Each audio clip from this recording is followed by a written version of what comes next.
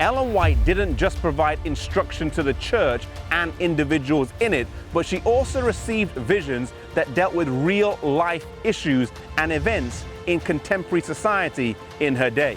She lived during the Civil War and received visions on this before and during the war. If we rewind a few years, we see that the Great Awakening was linked with the abolition movement, and in fact all the early Adventist pioneers were abolitionists. The issue of slavery would come to a head in the Civil War, and God would have his say on this terrible institution.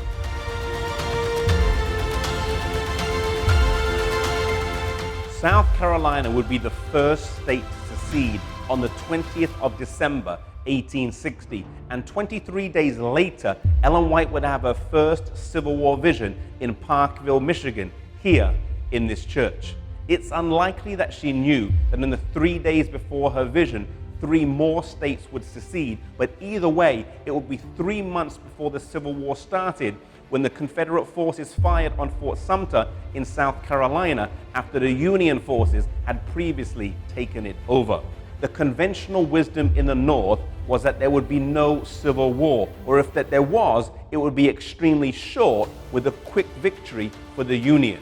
Ellen White correctly predicted that there would be war, that there would be a long war, and that people in her audience that day would lose sons in the war. Her second Civil War vision happened here in the Roosevelt Seventh-day Adventist Church in New York State on August 3rd, 1861. She was standing behind this very pulpit, though it would have been located on the other side of the church. She saw that slavery was a sin and that upholding it was in direct contrast to the teachings of Christ. She also saw that God was using the Civil War to punish both sides, the South for practicing slavery and the North for so long suffering its overreaching and overbearing influence. Perhaps most fascinating of all was her insight into the Battle of Manassas, sometimes called the Battle of Bull Run.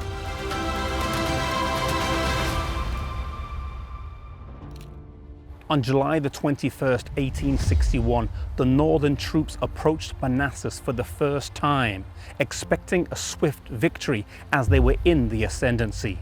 At one point in the battle, they were pushing ahead, when, as Ellen White describes, an angel descended from heaven to the battlefield and waved his hand backwards.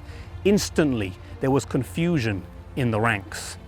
The Northern forces thought they were in retreat when it was not so in reality, but a retreat commenced.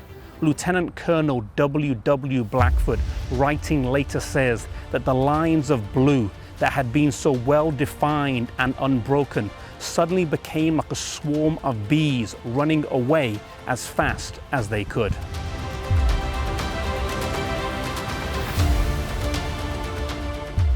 Many American Civil War historians recognize a mysterious element in this battle, though virtually all, understandably, fail to see a supernatural element in its genesis. Today at the battlefield of Manassas, you can see the various plaques that dot the field that recount the sudden retreat of the Northern troops and an unlikely victory that was won that day for the South.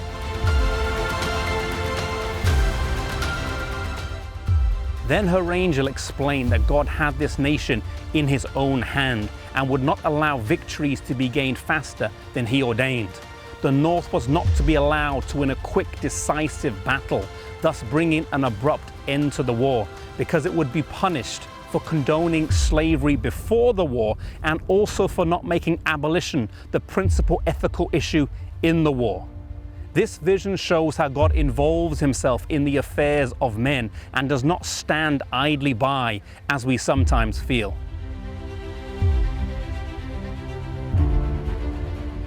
The prophetic gift was given to address a major social and political issue of the day, showing the relevancy and practical side of it.